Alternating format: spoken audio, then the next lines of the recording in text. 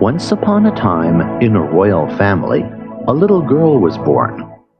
The princess was the king's and queen's firstborn. The loving parents named her Camilla. The king adored his daughter. He spent with her all the free time he had away from affairs of state. Every evening he read the princess fairy tales. Sometimes he sat her on his lap and told various amusing stories. Young Camilla loved drawing. She sketched her happy family and showed her parents the images.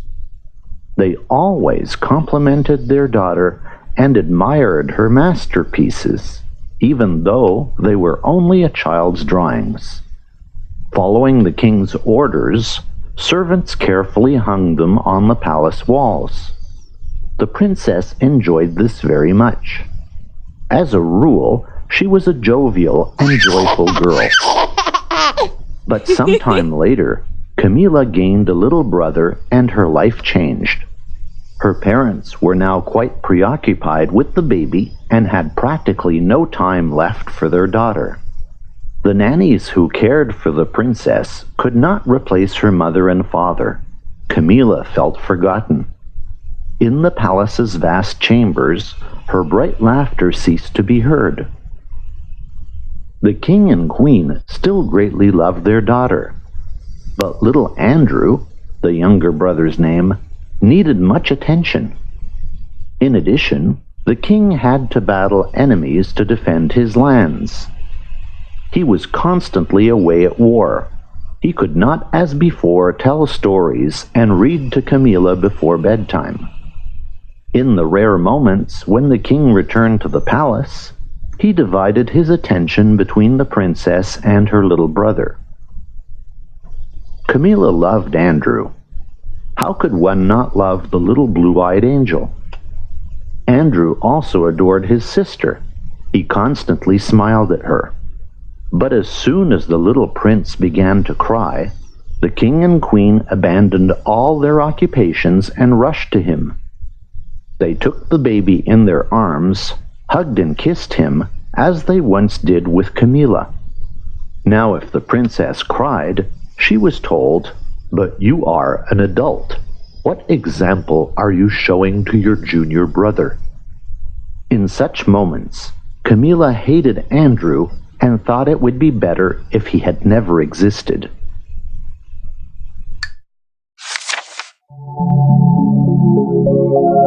One evening, the king did not read to his daughter because little Andrew had a tummy ache. He and the queen tried to lullaby the infant to sleep. Saddened, Camilla sat near a window. She watched shooting stars fall to the ground one after the other. Then she remembered, if a wish was made at that very moment, it would come true. "I want my younger brother to cease to exist," murmured the girl. Suddenly, she saw a tiny star detach itself from the sky and fly directly towards her. The princess feared the star would fall and burn everything around it with its intense flame. But for naught, the tiny star was in fact a tiny fairy. "Hello, Camilla. I am Star Fairy, guardian of the wish registry. If someone makes a wish while a star is falling, I enter it in my register. However, you made a terrible wish. Are you certain you want it to come true?" she asked the princess. "As soon as Andrew appeared, father and mother stopped loving me," complained the girl. "Why do you believe this?" "Because they stopped playing with me and no longer read me fairy tales. They spend all their time caring for him," said the princess sadly. "I do not think this is the case. Your parents love you both. I can, of course, take note of your wish, but think it over carefully, as you may later regret it." Star Fairy produced her register. It was a thick, ancient book containing pages filled with notes. The fairy hesitated, but Camilla was adamant. Sighing, the enchantress regretfully noted the princess's wish in her register. "And when will this come true?" asked the girl. "Not soon," snapped the fairy. She slammed her register shut and flew away.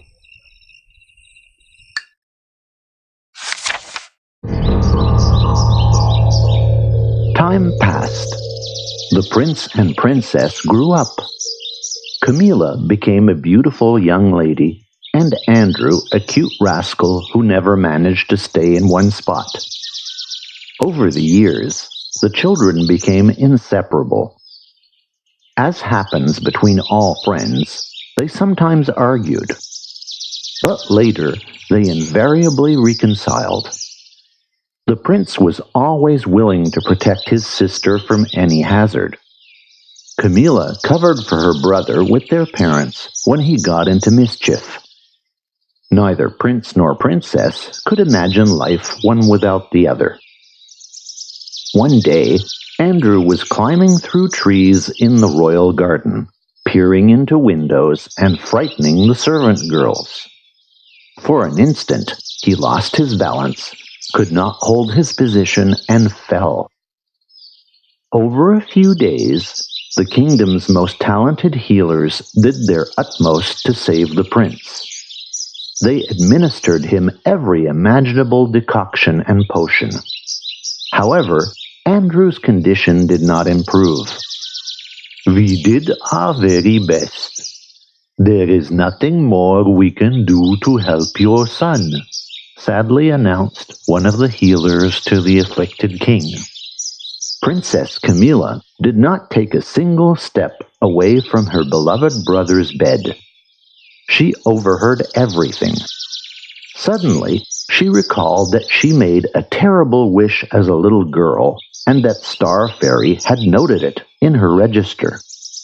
"Is all of this due to me?" mused the frightened Camilla. "How could I have wished such a thing? It must be remedied immediately." When night fell, the princess began to gaze at the star-filled sky through a window. Maybe luck would smile upon her. She would once again see a shooting star and meet with the fairy. But Camilla hoped in vain. So she snuck out of the palace to search for the enchantress.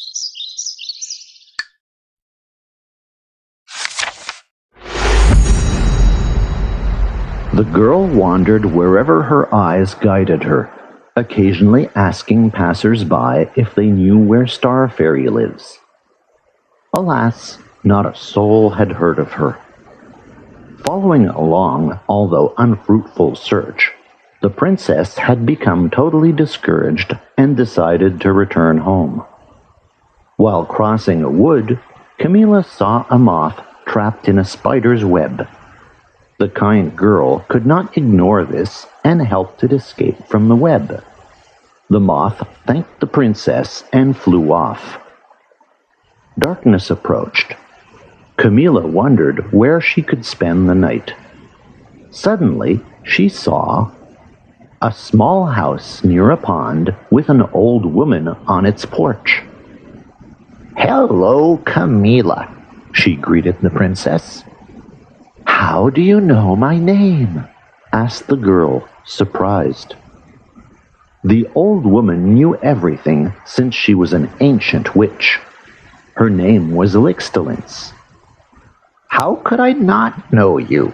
You are a princess. The entire kingdom knows you. Come into my home. I shall feed you and brew you some tea. You can continue your voyage in the morning," kindly invited the old woman, pretending to be nice. "Thank you for this attention, Grandam. Do you know where I may find Star Fairy?" asked Camilla while taking a seat at the table.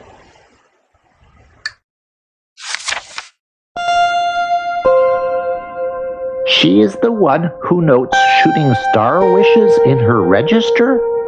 Of course I know. Drink your tea. I shall tell you all about it in the meantime. Star Fairy inhabits an abode far beyond the clouds.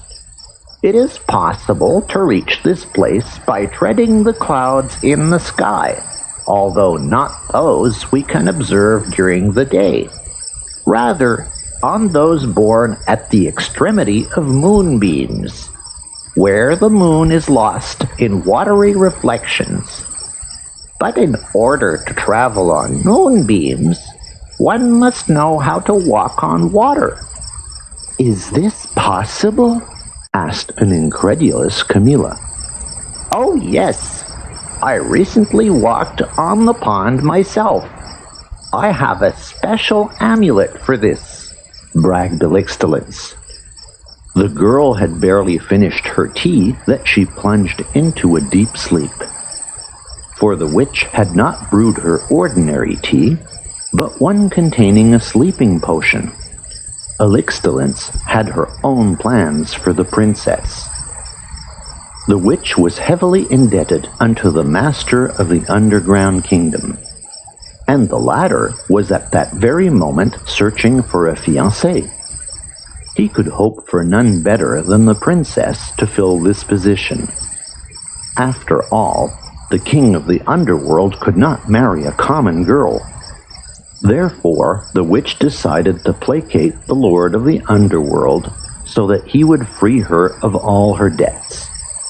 Elixtilence locked the sleeping girl in the house and set off for the underground kingdom. Camilla awoke. The door was locked, and not a soul in sight to ask for help. So she remained imprisoned until nightfall. Suddenly, she heard someone tapping gently at the window. The girl rushed to the window, but nobody was there. Once again, a barely audible tap. Camilla could still not see anyone, other than a tiny moth, which flew towards the light and collided with the glass.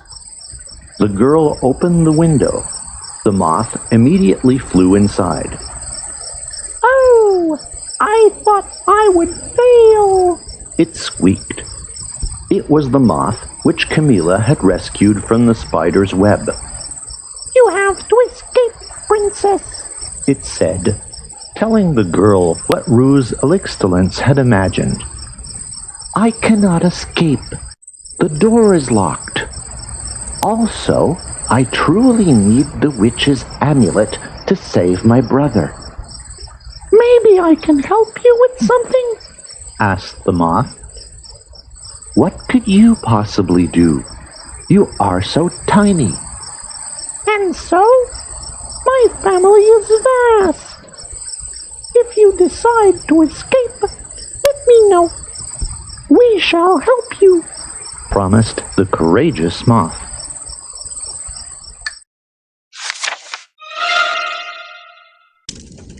Soon afterwards, the princess heard Elixtilence returning and the tinkling of keys while the latter began opening the door. Camilla lay down and pretended to sleep. There she is. But look, I bring her a fiancé, yet she still sleeps. The witch was followed by the lord of the underground kingdom, who stumbled into the room, a plump, bald dwarf with an ugly wart decorating an enormous nose. In his ears, spiders had spun webs, hanging by them like earrings. He began to contemplate Camilla. Yes, my fiancée is quite beautiful. Elixtilence, I liberate you of all your debts, said he with conceit. Get up, beauty, lest you sleep your happiness away. The witch set about rousing the princess. But I no longer sleep, and I'll marry if the suitor meets my prerequisites. But what prerequisites? Gaze upon your suitor, not a man, but a dream." Elixtalence was annoyed. The princess glanced at the dwarf and was startled, so ugly and hideous was he. "Well, I shall make your wishes come true. This shall be my wedding gift. Request whatever your heart desires," he said in a sudden fit of generosity. Camilla pleased him. He wanted her as wife at any cost. "May the wedding ceremony be carried out at night near the pond. The guests who come shall carry candles," requested Camilla. "So romantic. This pleases me. A good wish," agreed her suitor. "And one last condition. During the wedding, I shall wear an amulet which makes it possible to walk on water," added the princess. "Why an amulet? I possess such riches and jewels in my underground kingdom. Select any of them. After the wedding, all of it shall be yours." However, Camilla insisted and the dwarf conceded. "Agreed. Elixtalence, give her your amulet," ordered the king of the underworld. He then disappeared, leaving his young fiancée in the care of the witch. "For such a husband, you can thank me later, Camilla." The old woman retrieved her amulet and handed it to the girl. It was a braided cord, supporting an orb of amber within which a water skipper was encased. "And you shall return the amulet to me immediately after the wedding."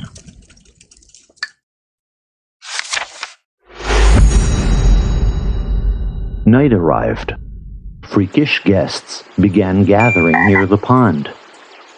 Nyx emerged from the water, accompanied by Nixie. Homely trolls and dwarves came to congratulate the newlyweds.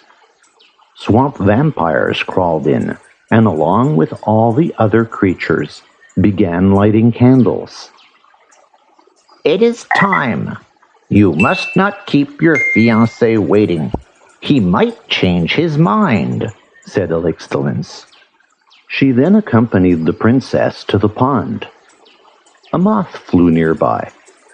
Camilla glanced furtively at the sky, but the moon disappeared behind some clouds. The wedding ceremony began. "Do you take Princess Camilla to be your wife?" asked the officiant, an enormous green toad, to the king of the underworld. "Yes, I do," he rasped. "Do you, Princess Camilla, take the Lord of the Underworld as your husband?"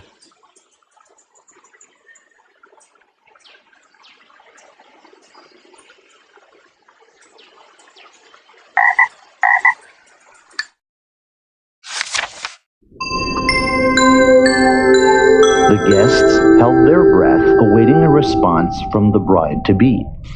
The girl gazed hopefully at the sky. She noticed that the wind had suddenly dispersed the clouds. The moon appeared. In the mirror of the pond's water, moonbeams were reflected. "Come help me. You are my only hope," the princess murmured to the moth. He did not dawdle. Out of nowhere, a horde of mosquitoes and other tiny winged beasts swooped in. The lit candles were effective beacons for them.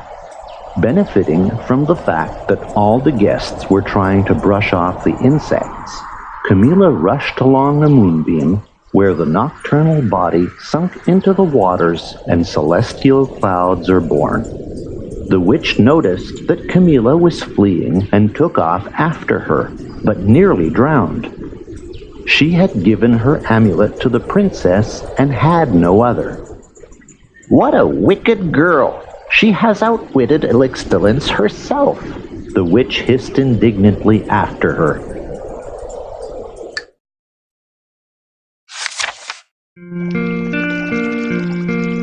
Princess Camilla ran to the end of the moonbeam and saw celestial clouds rising from the water.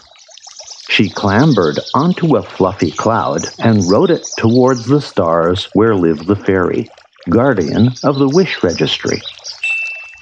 Camilla, what a surprise! Maybe your wish has still not come true? Asked Star Fairy when Camilla found her in her home beyond the clouds. No, quite the opposite. I do not want it to come true. Dear Fairy, Andrew is the best brother in the world. I am terribly fearful of losing him. I was so wrong. The princess broke into tears. Ah, well, it is good that you love Andrew so. I shall cancel your wish. Do not worry. Your younger brother shall get well, the enchantress reassured Camilla. She added as a farewell, if you want me to enter a new wish in my register, make it while a shooting star is falling. Only be sure it is a good one this time. In that case, you shall not be afraid that it comes true. With these words, the fairy vanished into the night. Celestial clouds lowered the girl onto a moonbeam in the fountain of her parents' palace.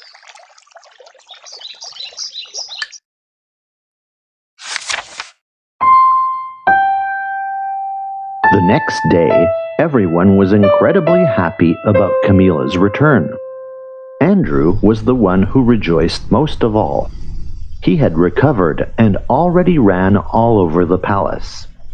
In the evening, when Andrew went to bed, he asked his sister where she had disappeared to. Camilla hugged her brother. She began to tell him about the wish registry and Star Fairy, about the insidious Elixtalents who had nearly married her to a horrible dwarf, and how the courageous moth had helped her escape. Andrew laughed, not believing a word she said. The king and queen did not believe her either. The parents even wanted to punish the princess, since she had worried them greatly with her sudden disappearance. However, they were so glad their beloved daughter had returned that they only hugged and squeezed her tight. Camilla promised her mother and father never to leave home again without their knowledge. As well, she no longer needed to search for the fairy, guardian of the wish registry. After all, she still had the magical amulet, with which she could visit Star Fairy during any moonlit night.